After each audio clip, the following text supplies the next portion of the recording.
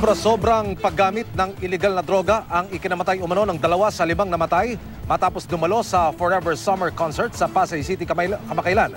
Para po sa karagdagang detalye, may live report si Oscar Oida. Oscar.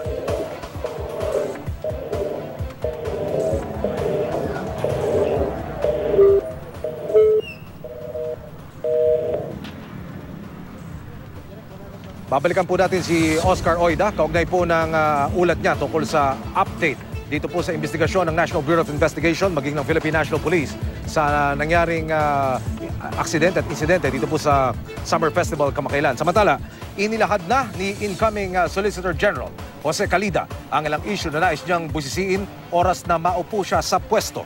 Kabilang sa kanyang mga tututukan, mga kapuso, ang mga pinasok na kontrata ng pamahalaan na anyay hindi makatarungan para po sa taong bayan.